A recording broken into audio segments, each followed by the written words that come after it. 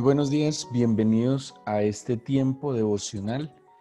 Hoy 9 de junio del 2021 les invito para que sigamos con la lectura de la Biblia en un año. Romanos capítulo 14, primer libro de Samuel capítulos 26 y 27 y Salmos 69. Romanos 14, primer libro de Samuel 26 y 27 y Salmo 69.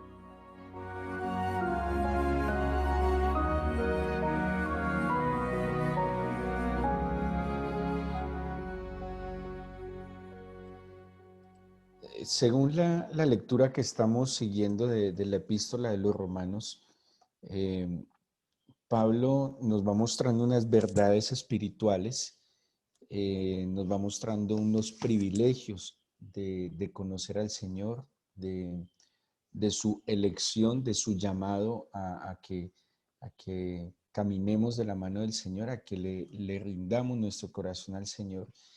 Y en la medida en que el creyente se vaya identificando con el Señor, pues en esa medida va a experimentar una transformación interna que indefectiblemente tendrá que manifestarse en sus acciones, en sus conductas. Lo que pasa en el corazón y en el interior, eh, de alguna manera, en algún momento, va a empezar a manifestarse. Seguramente el primero que nota lo que está pasando en el corazón de un creyente va a ser el Señor. Quien luego lo va a empezar a notar es él mismo y posteriormente su entorno verá la transformación que está sucediendo en el creyente. Y Pablo, cuando le escribe a los romanos, como son iglesias que se están formando, son iglesias que se están estableciendo, que están creciendo, pues en la medida en que iban creciendo también iban apareciendo asuntos que se debían intervenir y que se debían acompañar. Aunque hemos hablado que Pablo no es el fundador de la iglesia de Roma, que Pablo ni siquiera ha visitado esta iglesia, apenas está proyectando visitarla, pues parece que tuvo la manera de investigar, de conocer, de indagar acerca de lo que allí vivían, pero también estaba recogiendo de la experiencia que había tenido de ministrar otras iglesias. Y en términos generales, así fueran países diferentes, culturas diferentes, pues en términos generales el ser humano es el mismo y el ser humano tiende como a los mismos comportamientos y a las mismas actitudes. Y aquí el capítulo 14 nos va a hablar como de ciertas posturas que se encontraban al interior de la iglesia. El ser humano, pues si Dios mismo le dio voluntad, le dio libre albedrío, Dios mismo nos dio la posibilidad de opinar, de pensar de manera diferente, pero aquí Pablo trata de regular un poco esas posturas diferentes y que se fundamenten en lo que en esencia es el Señor Jesús y es en el amor, en la gracia, en la misericordia. Eh, a veces los asuntos de la religión, a veces los asuntos de la fe, en vez de unir a las personas por tomar posturas a veces exageradas o extremas, pues generan o terminan generando totalmente lo contrario que pretende el Señor y es la división. Y aquí va a plantear este capítulo 14 y un poco el capítulo 15 en términos generales como dos asuntos de discusión: el tema de la alimentación y el tema de las fechas. Hay como dos posturas generales donde unos asumen que no se pueden tomar todos los alimentos. Acordémonos que la iglesia se ha vuelto como una amalgama de dos corrientes totalmente opuestas. El judaísmo como una religión tradicional, conservadora, eh, milenaria de muchísimos siglos, y por otro lado estaban los paganos, pues que internamente los paganos, algunos tienen una influencia de la filosofía griega, otros tendrían influencia de cultos a otros dioses y otro tipo de creencias. Y todo esto se junta en el cristianismo, ¿sí? Y cada uno empieza de alguna manera como a expresar su fe o a darle interpretación a su propia fe. Y el problema no estaba simplemente en la fe que cada uno expresaba, sino en la postura que asumía respecto al otro.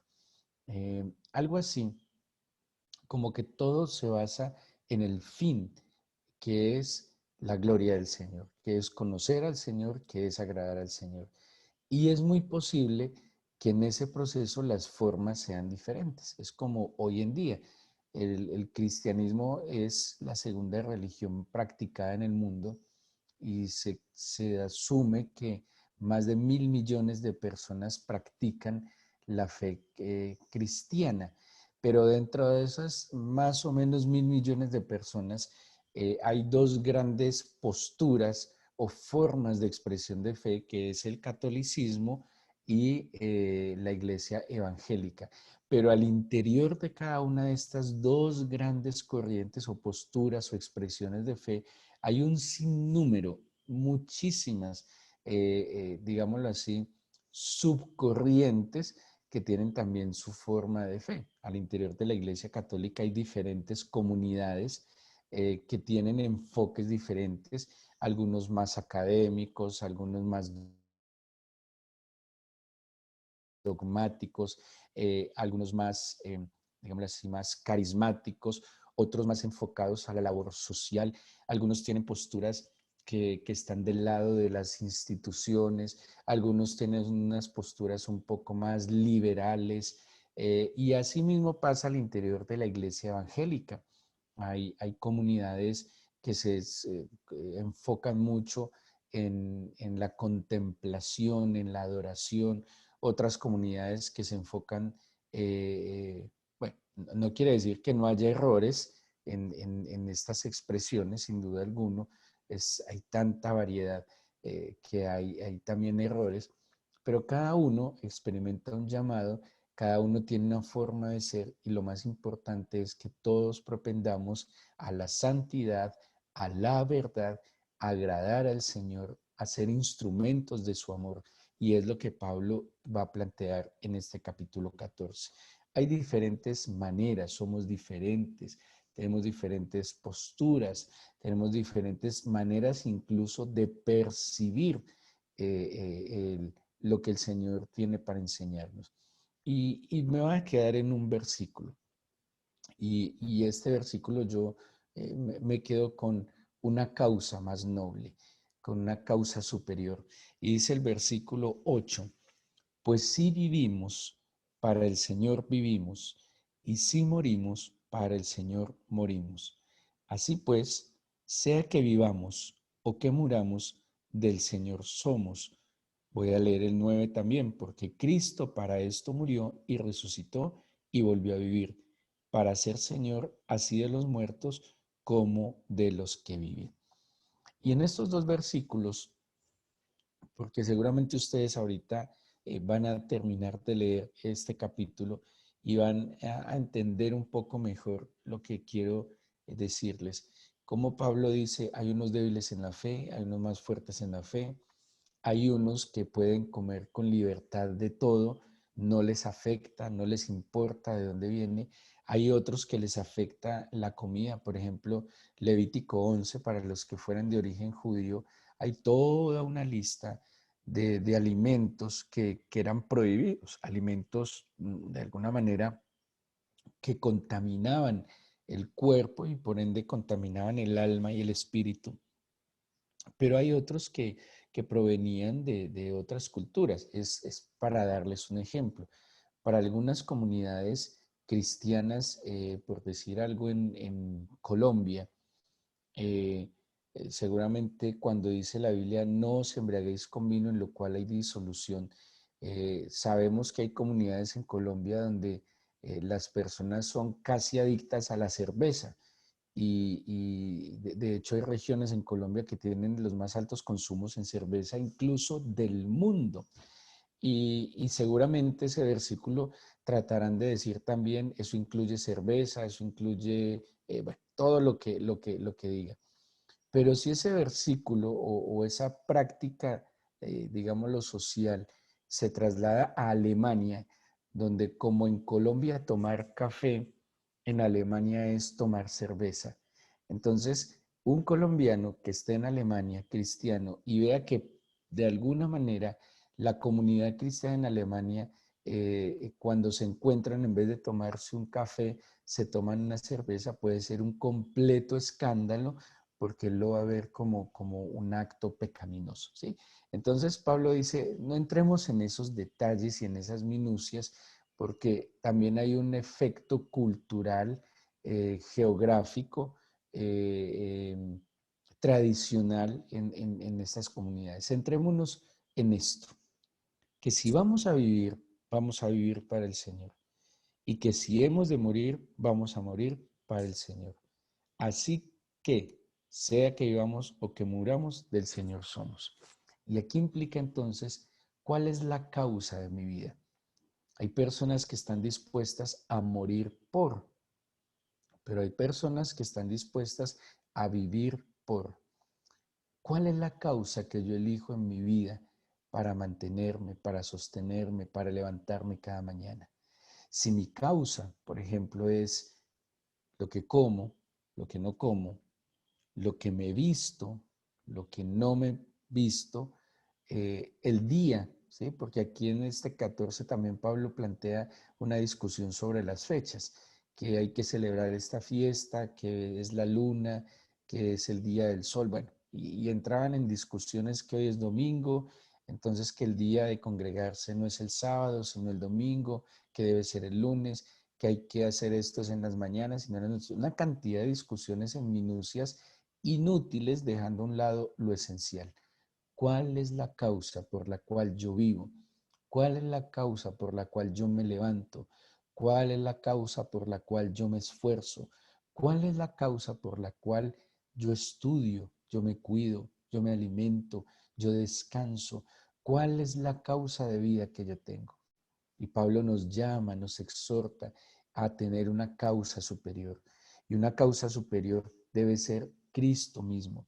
Ni siquiera una causa en la humanidad, porque la causa de Cristo nos va a llevar a hacerle bien a la humanidad, nos va a llevar a comprender la debilidad del que está a mi lado, nos va a ayudar a fortalecer sus manos caídas, nos va a ayudar a sostener, a sustentar, a cuidar, incluso a proveer al que está más necesitado. Una causa superior es lo que cada creyente necesita, más que entrar en discusiones, por ejemplo, como los samaritanos y los judíos, que tenían una discusión de dónde se debía adorar a Dios. Los judíos decían que en Jerusalén, los samaritanos decían que en el monte Gerizim. El punto no es dónde se debe adorar, ni siquiera cómo se debe adorar. El punto es adorar al Señor. Y cuando yo decido tener una causa superior por la cual vivir, y esto es muy importante, a través de la historia hemos conocido caudillos que emprenden causas, pero que motivan es a la muerte, ¿sí? Que motivan es a los sacrificios. Y yo creo que cualquier causa noble primero propende a la vida, primero propende a la esperanza, primero conlleva a la libertad, conlleva a la paz, a la felicidad. Una causa que de entrada esté implicándome, llamándome, exhortándome a la muerte, a la destrucción, a que las brechas se abren con sangre y con lágrimas, pues es una causa que no es muy estimulante. La causa del Señor ante todo está a vivir, pero a vivir para Cristo. Y que llegará un momento en que todos tengamos que dejar este mundo y que yo entienda que esa causa también va a ser mi esperanza cuando el Señor decida que muramos. Pero hay algo muy importante en el vivir y morir. Eh, Pablo decía, para mí el vivir es Cristo, el morir es ganancia. Y Pablo también expresa que si Dios decide que viva, entonces va a vivir para ser útil, para manifestar esas virtudes de Jesús a aquellos que han perdido la esperanza.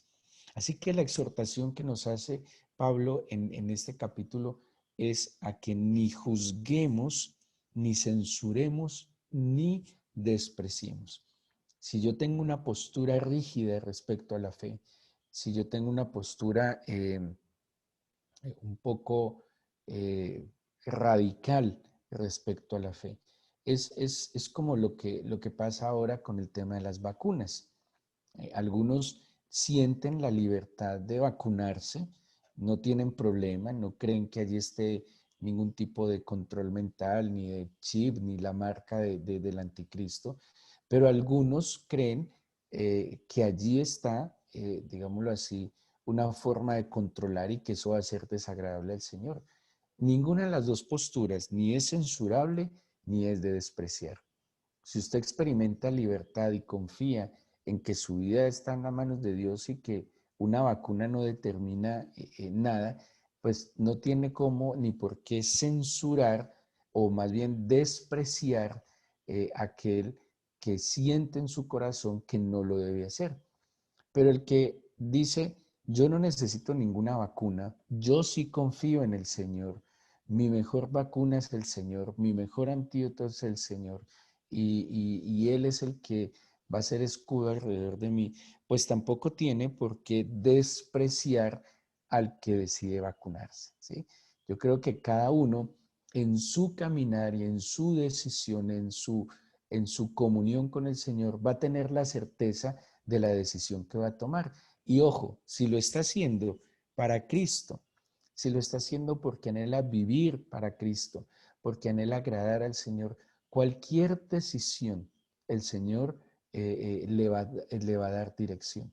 Entonces, la iglesia no puede polarizarse como le pasa a la sociedad.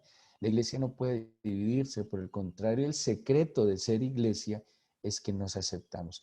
Y cuando en Cristo aprendemos a vivir de esta manera, esto nos va a ayudar y nos va a facilitar la vida en la familia. Por eso la iglesia está llamada a ser un modelo también para la vida en la familia, donde hay tolerancia, donde hay aceptación, donde hay comprensión y se trata de ayudar, orientar, también de hacer ver las cosas al otro, pero nunca desde la censura y nunca desde el desprecio. Estas son posturas que no nos ayudan a construir la estructura familiar y menos la estructura social. Tenemos que partir desde la comprensión de la diferencia del otro, ¿sí? Obviamente, como el mismo Señor, Dios ama al pecador, pero aborrece el pecado, ¿sí? Y el Señor no tiene en sí nada contra las personas, más bien es contra la conducta, la actitud que toman las personas. Y nosotros no estamos llamados a censurar y a despreciar, sino más bien a blindar con el amor de Jesucristo. Que seamos ese instrumento del Señor para poder orientar a otros hacia la verdad. Así que, ¿cuál es la causa que tenemos hoy para vivir? ¿Cuál es esa causa más noble y superior que tenemos hoy para vivir? Si su causa es su trabajo, si su causa es el dinero, si su causa es los bienes materiales, pues va a ser una causa bastante efímera, engañosa y pasajera, y por eso va a ser presa fácil de la angustia, de la depresión y de la ansiedad, porque son causas que no tienen fondo, que no tienen fundamento. Pero si nuestra causa es Cristo Jesús, si nuestra causa es aquel que nos llamó, que nos tomó, que nos salvó, que nos perdonó, que nos amó, pues es una causa que siempre se convertirá en un aliciente, en un combustible para nosotros levantarnos con fuerza, con pasión. Vamos a vivir para Cristo, vamos a vivir para agradarlo a Él. Por eso entonces vamos a la escritura, por eso entonces vamos a la oración para poder agudizar nuestros sentidos espirituales, para poder percibir su guía en este camino. Insisto en aquel salmo que dice, hazme oír por la mañana, hazme conocer el camino por donde debo andar, muéstrame la senda que debo tomar cada día. Y esa es la decisión que toma aquel que decide marchar en una causa superior. Si queremos la liberación, si queremos justicia, si queremos equidad? ¿Por qué la pretendemos buscar y pedírsela a aquellos que son agentes de conflicto y de guerra? La paz no se le pide a quien hace la guerra, la paz se le pide al autor de la paz, al príncipe de la paz. Y cuando yo esté en paz con el Señor, cuando yo esté de acuerdo con el Señor, cuando yo me haya puesto a cuentas con el Señor, voy a experimentar lo que Él dijo: mi paz os dejo, mi paz os doy. Y lo aclara: yo no la doy como el mundo la da. Es una paz que sobrepasa el entendimiento. Cuando yo decido tener a Cristo como la causa de mi vida, pues y entro en comunión con Él, en paz con el Señor, Él me va a inundar de esa que sobrepasa el entendimiento, de esa paz eterna. Y cuando yo experimento esa paz, puedo ser agente de paz. Ahí sí puedo actuar como un procurador de paz, como dice Jeremías, procurar la paz de la ciudad a donde ha sido trasladado. ¿Yo cómo procuro esa paz? En mi propia casa. Empiezo desde mi propio hogar. Entreguémosle al Señor este día y pidámosle que disponga nuestro corazón a su causa. Y pregúntese hoy usted: ¿para qué vive? ¿Por qué vive? ¿Para quién vive? ¿Cuál es la causa que lo levantó hoy? Y en esto tenemos que decirnos la verdad, porque muchas veces buscamos al Señor para que nos ayude en nuestras propias causas. Por ejemplo, cuando la situación económica está muy difícil, le buscamos para que nos ayude, pero la causa no es el Señor, es el trabajo, es el dinero. O buscamos para que de pronto el esposo o la esposa vuelva al hogar o dejen de discutir. Y de alguna manera esas necesidades son válidas para acercarnos al Señor, y está bien reconocer que Él es la fuente, el proveedor, y está bien, es una fe suficiente para acercarnos a Él. Pero no nos podemos quedar siempre en buscar al Señor como de manera puntual para la dificultad o necesidad. ¿Por qué no lo hacemos como la causa principal de nuestra vida? Y que, como dijo Pablo, si vivimos, vivamos para Él. Vivamos por algo que en verdad trasciende. No sigamos viviendo por cosas efímeras, pasajeras y engañosas. Pidámosle a Dios que nos perdone por tener a veces en nuestra mente y en nuestro corazón esa postura de desprecio y de censura. ¿Por qué no más bien oramos, agradecemos, intercedemos? Incluso si despreciamos a alguien porque le consideramos riguroso, ignorante, cerrado, ¿por qué no consideramos a esa persona y le pedimos a Dios con humildad que tal vez nos muestre lo que Él ha entendido? O si censuramos desde una postura rígida aquel que actúa con un poco de libertad, ¿por qué no le pedimos a Dios que nos muestre lo que esa persona percibe? Que tal vez el hecho de que yo piense diferente no quiere decir de que yo tenga la razón. La razón, la verdad, está en el Señor Jesús. Él es la verdad. Y toda postura que me inquiete respecto a la fe, no vamos a pensar en posturas políticas, sociales, no, respecto a la fe, pues yo puedo considerar delante de Dios que me revele y que me muestre. La verdad no está en una organización, no está en una denominación, ni en una persona, está solamente en el Señor Jesús. ¿Cómo vamos a encontrar la verdad? ¿Cómo vamos a hallar la verdad si no le buscamos? Dígale: Señor, dirígeme hoy, dirige cada uno de mis pasos, dirige mis decisiones. Dame un corazón sencillo y humilde y déjame hoy vivir para ti. No me dejes vivir una vida limitada en el hoy, sino déjame ver más allá, para mantener mi ánimo, para mantener mi estímulo de que hay una causa mucho más noble, que es acercarme a tu corazón. Padre, en el nombre de Jesús te pido que bendigas a cada una de estas personas que con esfuerzo, voluntad, determinación y humildad se levantan a buscarte. Que tu mano poderosa les cubra, les ampare, les guarde.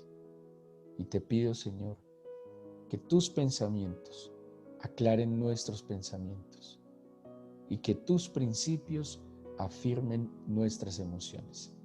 Te lo pedimos, Señor, en el nombre de Jesús. Amén.